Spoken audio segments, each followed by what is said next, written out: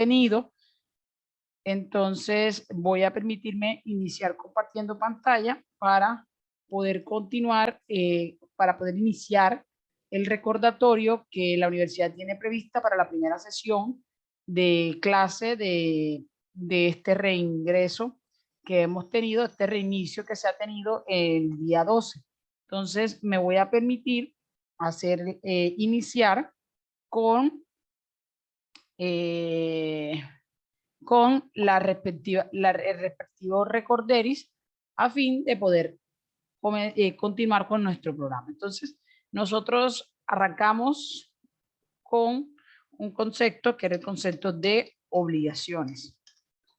Y decíamos en nuestra oportunidad que las obligaciones son una relación jurídico-patrimonial, y hablábamos de eso, una relación jurídico-patrimonial entre un sujeto que está facultado, tiene la facultad de exigir una determinada prestación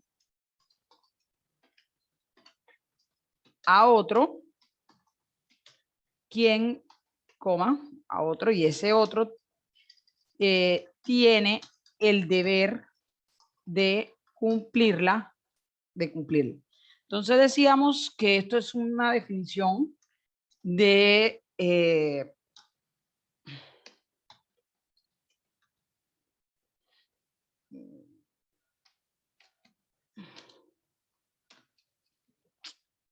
ay, odio cuando no.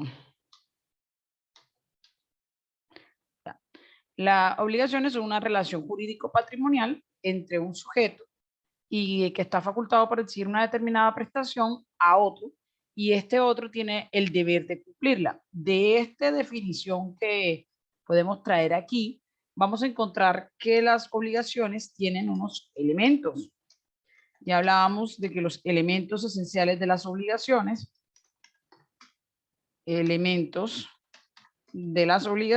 son básicamente tres.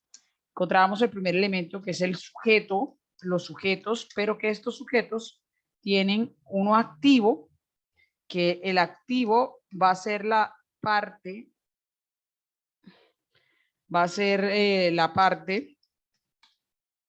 que tiene la facultad de exigir. Hablábamos que el pasivo, que el sujeto pasivo de nuestra obligación tiene el deber. El pasivo, el sujeto pasivo, tiene el deber. ¿El deber de qué? Pues de cumplir la prestación que se le está exigiendo. Entonces, esos son los dos sujetos de la definición de obligación: un sujeto activo, un sujeto pasivo.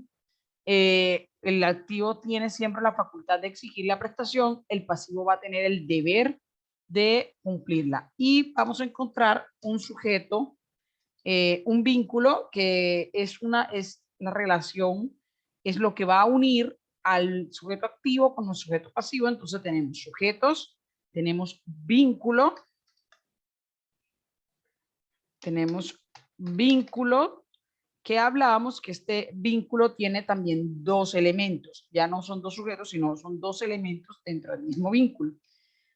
Y el primer elemento del vínculo es el elemento jurídico, porque es a través del derecho, a través de el sistema jurídico de un país, donde se va a permitir esa vinculación o ese amarre o esa atadura entre los dos sujetos. Entonces, ese vínculo tiene un lado jurídico, que es el deber, ese deber que tú tienes. Y hablábamos que los alemanes hablaban del Schuld, que lo llamaban Schuld, porque es el elemento jurídico, es el elemento del deber, es el elemento deber, que nos dice cuando yo me voy a obligar, y el que me dice por qué me voy a obligar, por qué norma va a permitir que yo me obligue, qué norma va a hacer que yo me amarre a otro, qué norma jurídica. Ojo, esa norma jurídica no necesariamente tiene que ser la ley, puede ser normas jurídicas como el contrato, porque acuérdense que el contrato es ley para las partes, es decir, el contrato en sí es una norma jurídica de carácter particular que solo cobija o ampara a las partes de un contrato. Entonces, cuando yo estoy hablando de el elemento jurídico, ese es el elemento de ver la razón de ser de ese amarre, de ese nexo que hay entre ese elemento, ese sujeto activo y ese sujeto pasivo. También vamos a encontrar que aparte del elemento jurídico, tenemos un elemento patrimonial.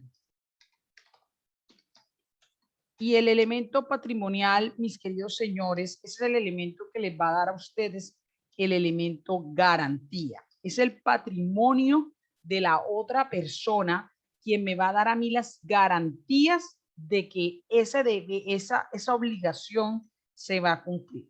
Ahora, me permito, quiero que ustedes hagan una reflexión.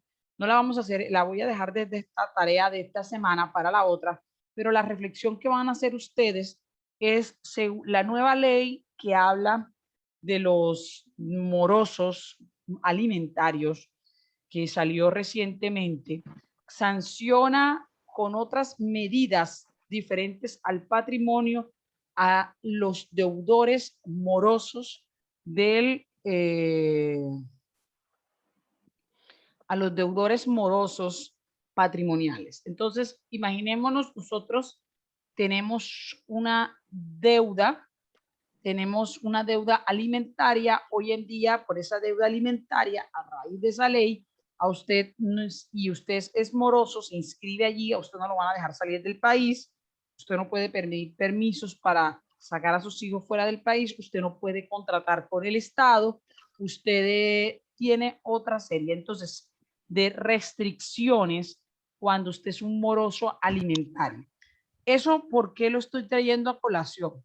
Porque nosotros mirábamos que aquí hay un elemento patrimonial, que es el que da la garantía, y que hablábamos que había una evolución en el derecho, porque antes la garantía era el mismo cuerpo del sujeto que debía cumplir la obligación, ya que él podía recibir la cárcel o convertirse en una cosa, en un esclavo, ante el incumplimiento de una obligación. Y que gracias al cristianismo y a toda la evolución de los derechos humanos, ya no recae sobre el cuerpo, sino que recaía esa garantía sobre el patrimonio. Entonces, esta nueva ley de morosos alimentarios nos arroja de nuevo a la pregunta: ¿será que las obligaciones de alimento, la garantía que tengo yo para exigir el cumplimiento de esta clase de obligaciones, va más allá del mismo patrimonio y se está respondiendo entonces con el cuerpo, ya que las restricciones que está imponiendo esta ley, esta nueva ley, recaen directamente sobre la persona del deudor moroso? Entonces, señores, es interesante ver cómo nosotros hoy en día no solamente tenemos, esta ley es la ley 2097, no solamente tenemos, crea este registro de deudores, unas leyes, las voy a compartir ahí en el grupo para que ustedes la vean, la lean, y mañana que les ponga el trabajo ya tengan idea de qué es lo que se les está colocando. Ustedes puedan analizar cómo esa ley trasciende la garantía o las consecuencias de mi incumplimiento no solo a mi patrimonio, sino que también se extiende a áreas de mi cuerpo como, por ejemplo, el buen nombre, porque vaya a quedar en un registro, todo el mundo va a saber que yo soy moroso alimentario, no puedo contratar con el Estado, no puedo salir del país, no puedo solicitar permisos a mis hijos, etcétera, etcétera, etcétera. Entonces, nos damos cuenta que esta ley amplía, o más bien, trae otra vez la garantía de cumplimiento al cuerpo de la persona deudora y la dista un poco del patrimonio. Pero no quiere decir que el patrimonio ahí se anuló. Se sigue porque el patrimonio a la larga, si a ti te pueden embargar, es porque tu patrimonio sigue siendo responsable, sino que en esta ley, la ley 2097, lo que se está tratando de hacer es que no solamente sea el patrimonio, sino que también sea el cuerpo de la persona. Entonces tenemos aquí doble vínculo, vínculo jurídico y vínculo, perdón, doble elemento en el vínculo, un elemento jurídico y un elemento patrimonial. Y hablábamos también de otro elemento, de un tercer elemento que tenemos, que es la prestación. Vamos a ver el objeto, más bien. Hagamos el objeto, porque el objeto de la obligación es lo que yo voy a conocer, voy a llamar o voy a tener presente como la prestación.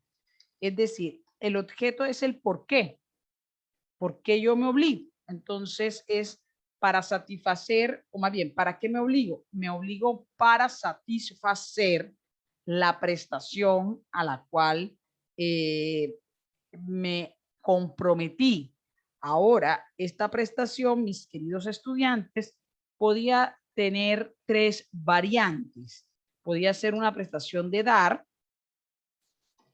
puede ser una prestación de hacer y podía ser una prestación de no hacer. ¿Vale? Esas son las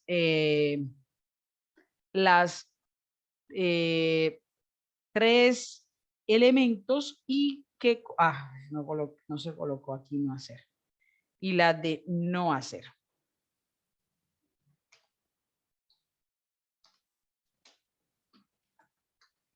Entonces, estos son los elementos, la obligación, la definición de la obligación, los elementos que contiene una obligación, elemento, vínculo y objeto, y encontramos cuáles son los sujetos, el activo, el pasivo, el vínculo y el objeto que tiene como el cumplimiento de la prestación como objeto, y esa prestación puede ser a su vez de dar, hacer y no hacer.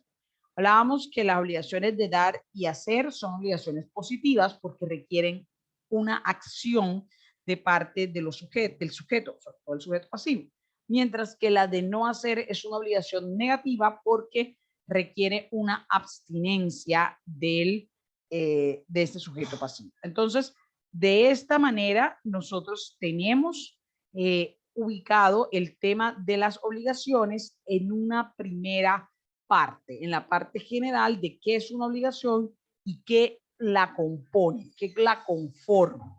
¿Ha quedado claro esto? Simplemente es un repaso.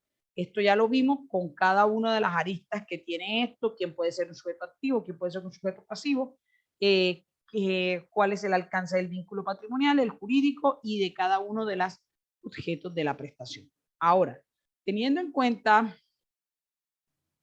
mis queridos señores, estos elementos encontrábamos o pasábamos a otra área que se llama el área de la clasificación de las obligaciones. Entonces, dedicamos a clasificar las obligaciones y clasificación de las obligaciones.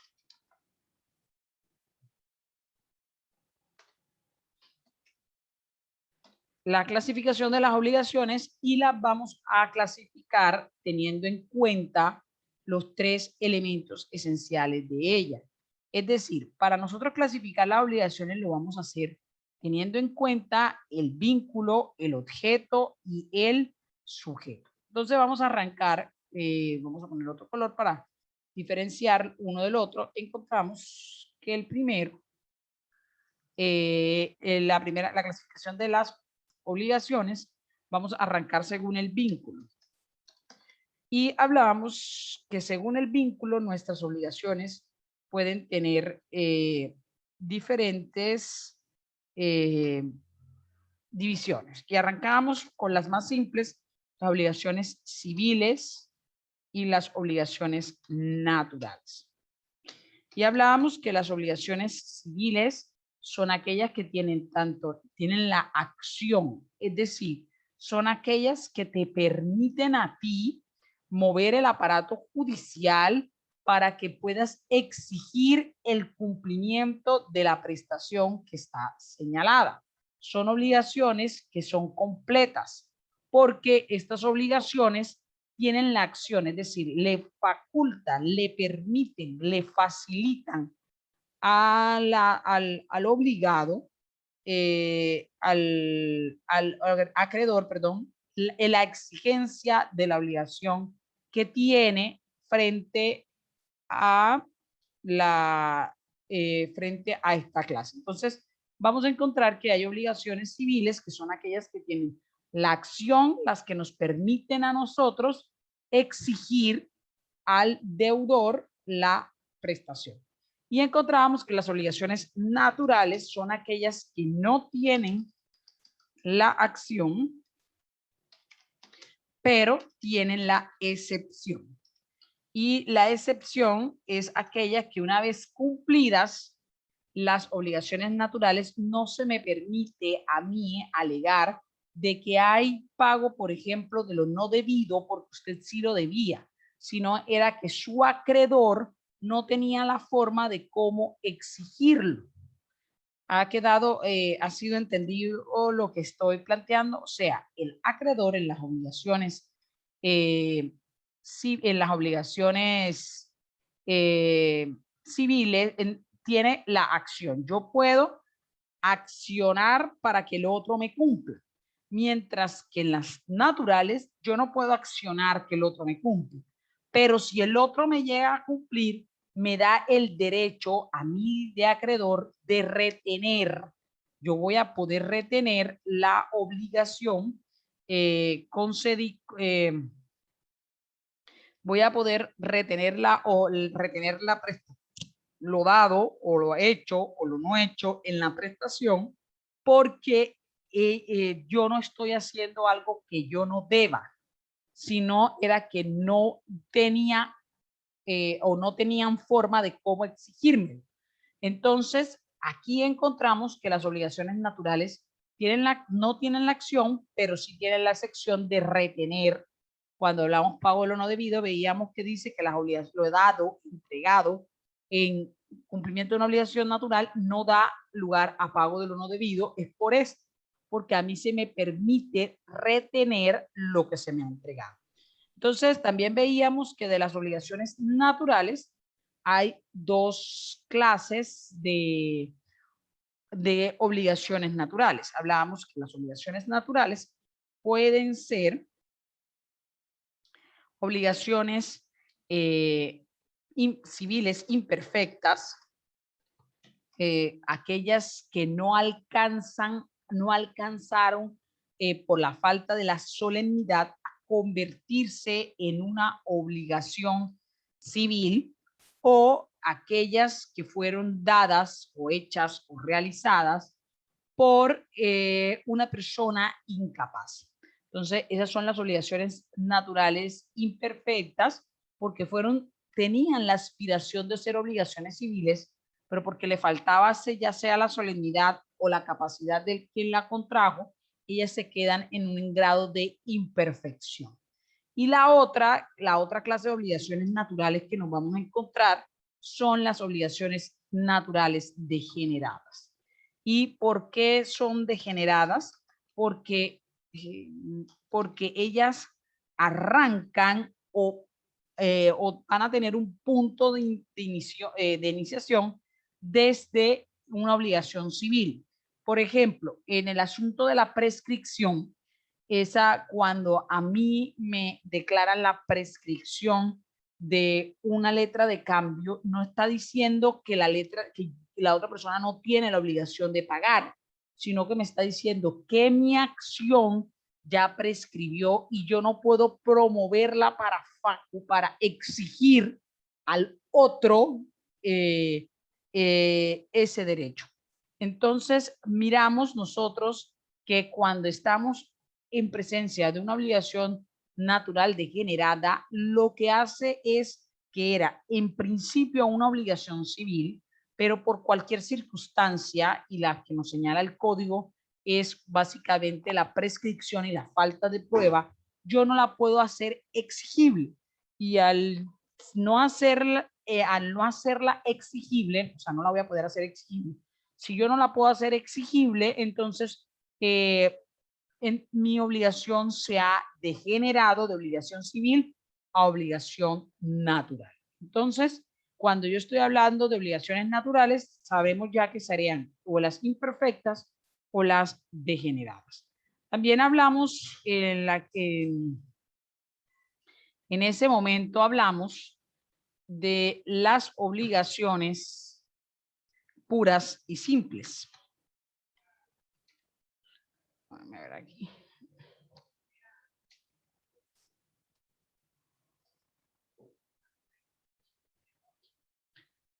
Las obligaciones puras y simples. Y hablábamos de que estas obligaciones puras y simples son aquellas que se dan los tres estados de una obligación, que es el nacimiento, la exigibilidad y la extinción, se dan en el mismo momento.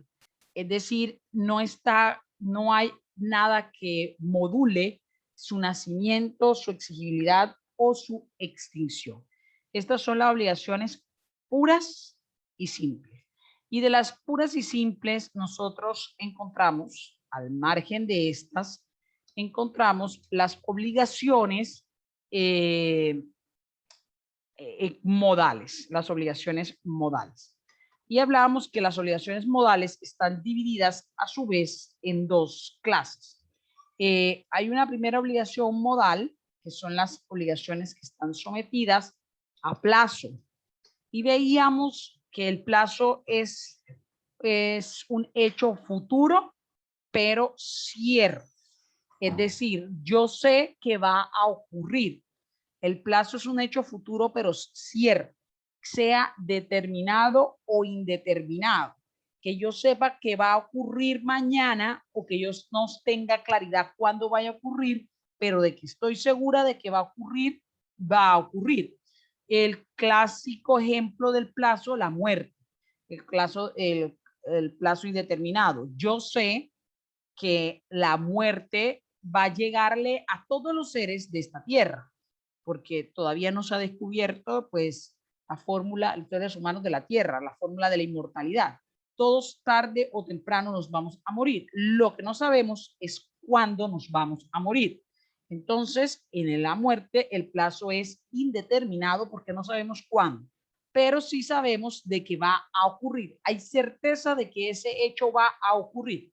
Entonces, tenemos obligaciones modales a plazo con sus diferentes plazos, plazos judiciales cuando lo da el juez, plazos legales cuando lo da la ley, plazos convencionales cuando lo da las partes. Tenemos también plazos expresos cuando de manera clara se dice cuál es el plazo para que se cumpla una obligación, y tenemos plazos tácitos cuando las partes entienden que se tiene que dar un espacio para que se pueda cumplir eso, pero sin necesidad de expresar.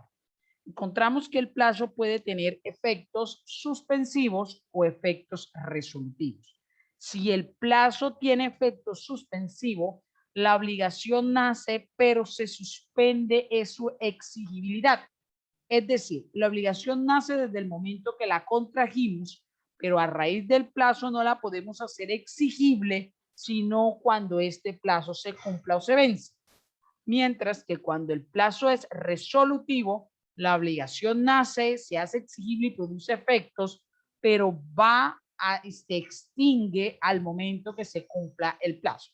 Por ejemplo, en el caso de que ustedes tengan un contrato de arrendamiento, por ejemplo, por un carro, y dicen que lo van a arrendar por 5 días, al finalizar el 5.º día se extingue el plazo para el plazo de ese contrato. Es decir, el contrato se resuelve y la obligación de yo tener gozar, perdón, el derecho de yo gozar del vehículo se extingue y me toca restituirlo.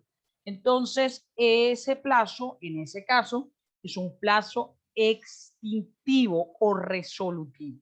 Entonces, tenemos claro que esas son las diferentes clases de plazo que hay. También estudiamos en su oportunidad las condiciones. Y en las condiciones, nos vamos a encontrar que la condición es un hecho futuro, pero incierto. Señores, voy a hacerles una pregunta al azar y por favor la persona que le haga, porque realmente no sé si me están escuchando, si están vivos o no, al otro lado de la pantalla, por favor me responde para saber que por lo menos están siguiendo la clase.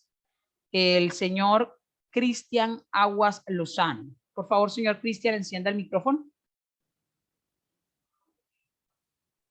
Sí, señor. Cristian, por favor, ¿me puedes decir qué es una condición? Una condición.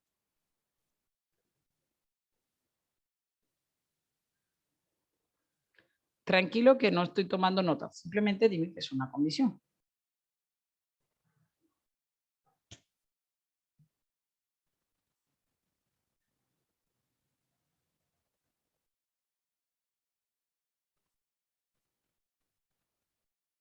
A ver, Cristian.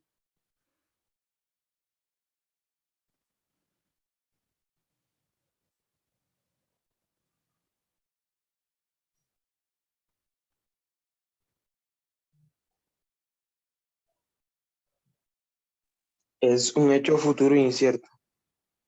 Es un hecho futuro e incierto. Muy bien. Gracias. La señora Karen Camargo. Señorita Karen, por favor, ¿me puede encender el micrófono?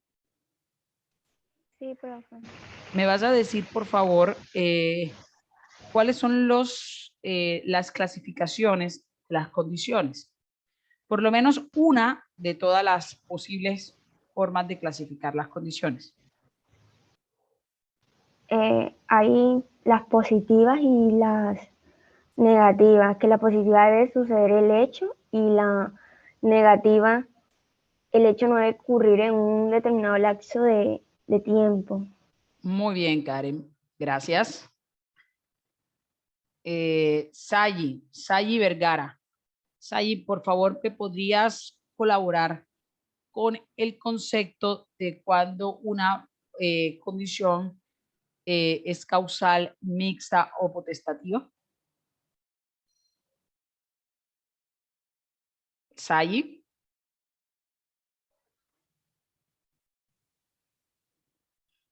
Sayi.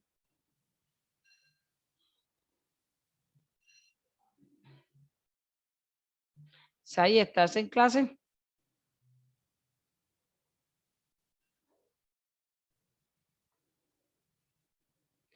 Pareciera que Sayi hubiera dejado, o se hubiera conectado y se hubiera quedado dormido. Vamos a ver, Natalia Duque, por favor, ¿me podrías explicar cuándo es potestativa, cuándo es causal y cuándo es mixta? Sí, profe. La potestativa es cuando la condición de hecho que se va a producir depende de la voluntad del acreedor o del deudor. Sí, señora. La condición causal es cuando el hecho no depende de la voluntad de ambas partes, y la mixta es cuando participa una índole pues, de las dos partes y depende de la voluntad de ambas o de un tercero o también de un hecho natural. Muy bien. Entonces, recordando lo que los compañeros nos estaban diciendo, que fue correcto. Una condición es un hecho que futuro, pero incierto, o sea, no se sabe si va a ocurrir sí o no. Y las condiciones se van a clasificar en positivas y en negativas. Hablábamos de que las positivas, como lo mencionó la compañera correctamente, son aquellas que se tiene que dar un hecho, mientras que en las negativas se tiene que dar una abstinencia. Y hablábamos que las condiciones son potestativas, causal o mixta. La potestativa cuando depende de la voluntad de las partes, la causal cuando depende de la voluntad de un tercero o de un hecho de la naturaleza, y la mixta cuando depende tanto de las voluntades de las partes como de hecho de un tercero o de la naturaleza. Hablábamos, señores, también que nuestras condiciones las vamos a encontrar, van a tener pueden ser suspensivas y pueden ser resolutivas. Suspensiva, la obligación se congela desde el nacimiento. Es decir, el nacimiento y la exigibilidad de la obligación se condiciona a que se dé el hecho o que se dé la abstinencia. Mientras que cuando la obligación es condiciones resolutiva, cuando la condición se cumpla, ese hecho va a hacer que la obligación se extinga. Hablábamos que nuestras condiciones pueden ser expresas o tácitas. Expresas son aquellas que yo directamente las he pactado, mientras que las tácitas son aquellas que se da por sentado en el negocio. Hablábamos, la más famosa de todas las condiciones es la condición resolutoria tácita, que es cuando hay un incumplimiento de las partes, la parte de una de las partes, en los contratos bilaterales, la parte cumplida puede resolver el contrato si es un contrato de ejecución instantánea, o puede darlo por terminado si el contrato es de ejecución sucesiva o periódica. Entonces, hablábamos también de los estados de la condición y señalábamos que los estados de la condición puede tener 3 estados. Puede tener un primer estado, que es la condición que sea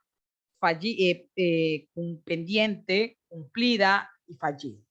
Y hablábamos y decíamos que las condiciones pendientes son aquellas condiciones que todavía no se ha cumplido, perdón, aquellas obligaciones que todavía la condición no se ha cumplido o no se ha realizado el hecho de la extensión.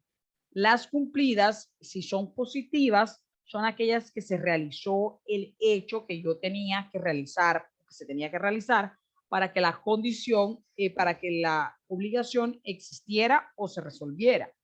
Y en el caso de las negativas, es que la abstenencia se haya mantenido en el lapso de tiempo que se tenía que mantener. Eso es en el caso de las cumplidas.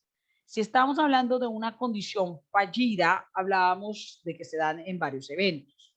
Cuando falla la condición falla cuando primero hay certeza de que el hecho nunca se va a cumplir. Nunca se va a cumplir el hecho.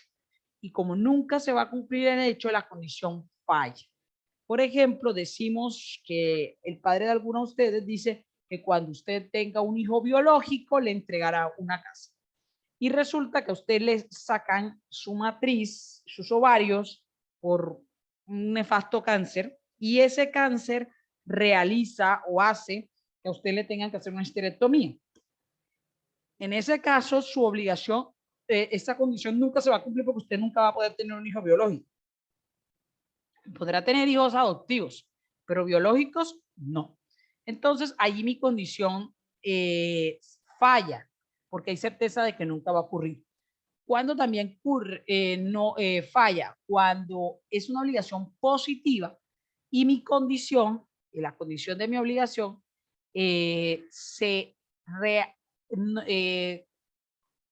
cuando es una condición negativa y el hecho que se tenía que abstener se realizó. En ese caso, mi obligación falló. Y también falla cuando ha pasado más de 30 años sin que la obligación, que es positiva, se hubiese materializado. En ese caso, falla mi condición. Esos son los 3 eventos que hay que ver en las condiciones cumplidas, fallidas y pendientes. Entonces, ya eso lo vimos en su momento, aquí simplemente estamos dando un repaso para ver en términos generales por dónde quedamos. Ahora, vamos a mirar que nuestras obligaciones también pueden ser principales y pueden ser accesorias. Estas obligaciones pueden ser principales y accesorias.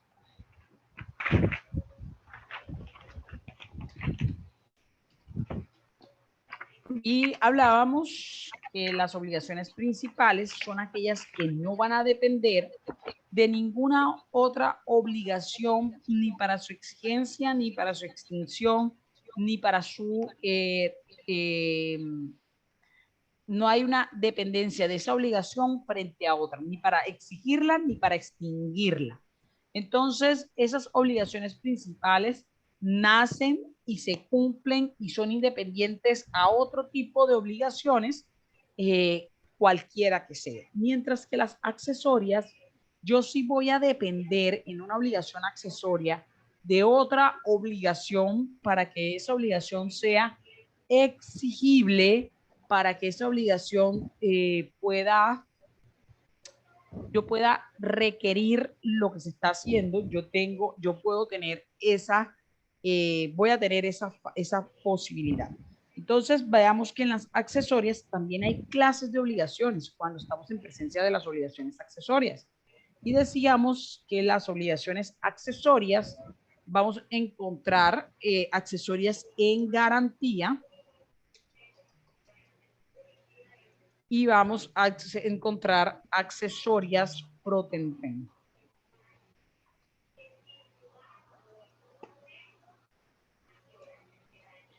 Entonces, cuando yo estoy hablando de las obligaciones accesorias, vamos a hablar más fácil, las pro tempore, son aquellas obligaciones accesorias que siguen a los titulares de los derechos de propiedad o de los derechos reales. Vamos a poner un ejemplo. Si usted adquiere una casa, usted adquiere también la obligación accesoria de pagar el predial. Entonces, si usted es propietario del bien, usted se va a convertir entonces en un acreedor, perdón, en un deudor del impuesto predial. No porque usted lo haya concedido, sino porque esta obligación va a perseguir la cosa. Entonces va a perseguir a los titulares de derechos reales y siempre va a ir allí. Por ejemplo, si yo tengo el derecho de servidumbre, a mí se constituyó una servidumbre, pues yo siempre voy a tener, sobre mi predio se constituyó la servidumbre, yo soy la propietaria del predio sirviente, yo siempre voy a tener la obligación de librar de perturbación la servidumbre, o sea, de evitar obstáculos. Y si yo la vendo, pues esa obligación ya no va a estar en mí, sino en el nuevo propietario del predio sirviente.